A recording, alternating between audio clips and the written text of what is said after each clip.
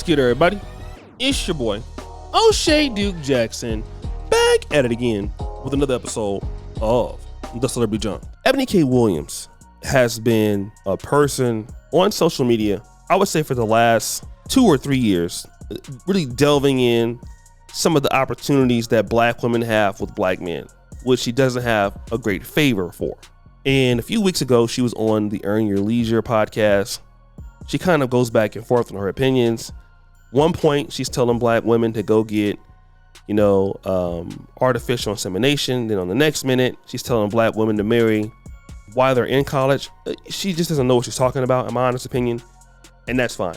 But she is going to drop some gems about why it is so difficult for a lot of professional black women to get married. I want you guys to listen to this clip, and then I'm going to come back. Because this is going to be controversial, but this is, I think, important. So the problem with this is that, all right, so a 35-year-old single woman who's making $400,000 a year, right? And that they're looking for their equal counterpart. And that makes sense, right? But it's like the difficult part about that is that the equally yoked man who's 35 that's making $500,000, he's probably already in a relationship. He's probably married. The ones that's not married, they're not necessarily looking for somebody that's 35. They're looking for the 28-year-old. So now it's like, okay, you're either forced with a decision to just remain single or look down. Now there is the truck drive. Now there's the UPS man who's a great man, but who's making $80,000 a year, right? Because now it's equal. It's hard to find that equal counterpart. Men, you could be 50 years old, and it's not. The age doesn't really matter. No, and I've said this, and this is controversial, right? That because of the way society values gender roles, right? So the way in which we find a woman attractive, what are we really talking about under that? And it doesn't hurt my feelings. Let's just say it. People across the spectrum culturally, but we're talking about black people, so let's center that. Black women are assessed around our beauty, our aesthetic, physical beauty, and there's biological reasons for that, and our fertility and our youth. Those are the main things that a man is going to be assessing when deciding if you are for him.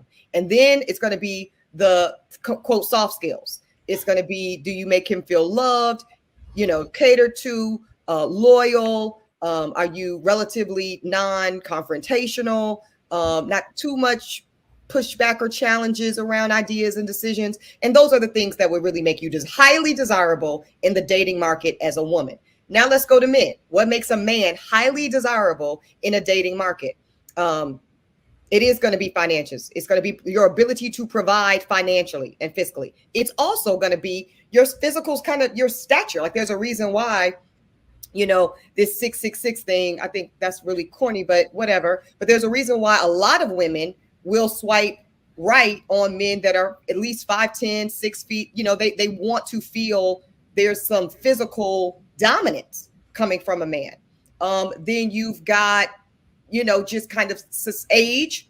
There's a reason why older men, like you just said, bro, like 50 plus, that's not a deterrent for most women because that presumes more stability. That presumes you've lived life longer and you can probably protect and know and help and navigate these spaces better and more effectively than I can in my youth. So you're right. Kind of the way in which we assess and evaluate value as men versus women create an inherent conflict.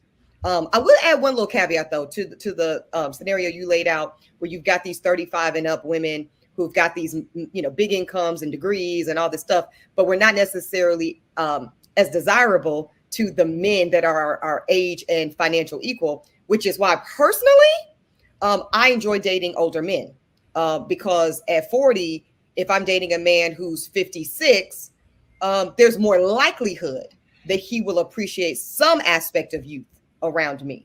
Now, could that same 56-year-old get a 28-year-old? It's possible. But I'm living this. I'm not just talking and writing about it, guys. I'm out here living this, and I have been for the last 4-ish years since I ended my engagement.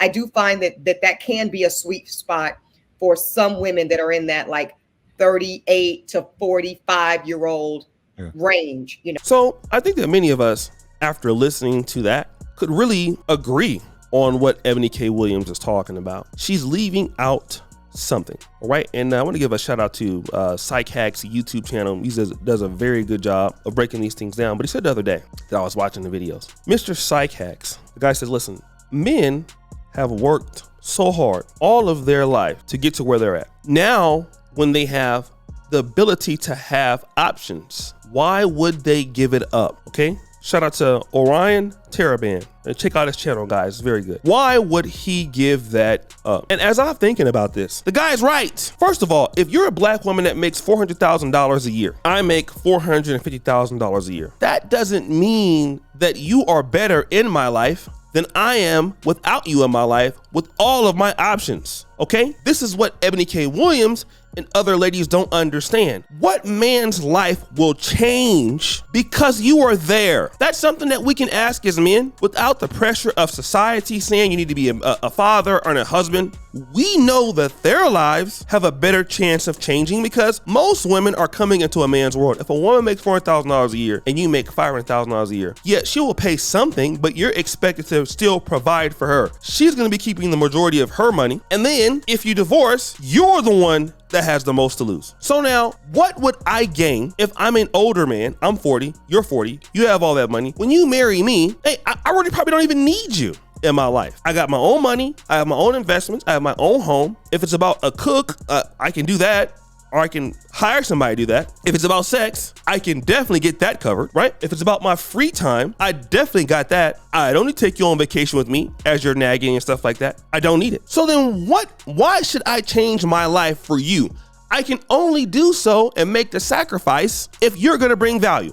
Here's something that ladies should consider. Men like sports, football, right? And then I'm gonna give you a concept that we talk about in football or most professional sports in America, the topic of free agency. Now, there is a salary cap in free agency. It's not unlimited. And a salary cap means that you just can't spend, past this amount of money. So the resources are limited, right? In sports. Think baseball, I don't know if they have a salary cap. They used to not have a salary cap, but in NFL, there's a salary cap. So what that means is I only have a certain amount of money to spend. And if I'm gonna sacrifice for a player and pay a player a whole lot of money, that player needs to be very productive. Like with the Jets, they went out and got Aaron Rodgers. Here's what happens. A lot of ladies are in the free agency, and I largely believe that they want to get the highest bid to be on a team, and they wanna start. You wanna start, but you're not playing well or you're not winning games. If I'm gonna give up the flexibility of my life by myself, if I'm gonna give up, my own personal space, I'm spending my time with you now instead of by myself, I have to adjust my life to you. God damn it, you need to come into my life and you need to make it better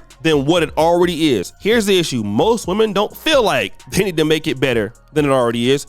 They're just, you should be glad that they are there. They don't even care about your life to even understand it. So now when you bring them into your life, what are they doing there? Oh, you have less time for yourself. You can't sleep with anybody else. You can't talk to anybody else, And when you're with the same lady all the time, you're gonna have more conflict. Well, what is that? Women gotta understand what they're looking for here. You're talking about a top 5% man or 10% man that you feel like you need, and you don't really have anything that the guy wants that could make his life better. So of course, that's gonna result in you not getting the guy because you never thought about it. Yeah, there are some things that you can do to make his life better. It's up to you to figure it out. No, not this guy should be like, oh, well, you have 500,000, it's 500,000, let's go ahead and marry it. The guys don't think like that. Guys can think like, I have $500,000 a year. I don't need you. I can live in a smaller apartment. I don't need a big house. I'm okay. I can go to Thailand when I want, first class, whenever I want to do it. I can be relatively single, and I can always have different women at my disposal because I can. Why am I marrying you? No lady that I have met so far can answer those questions. That's why Eboni K. Williams and women like her are single. You can't beat the man's individual lifestyle now because he's not going to get very much from dealing with you. Now, we would know what you would get if you get a man. He's going to come in, pay bills, come in and upgrade your life. But are you upgrading his life anyway? Ain't going to be financially. That's the issue here. Most women that want these rich guys have not discovered that. So guys, what do you think? It's your boy, Shady Jackson. Back at it again with another episode of The Celebrity Junk. I appreciate you for all you do. Heard the bell. We're out.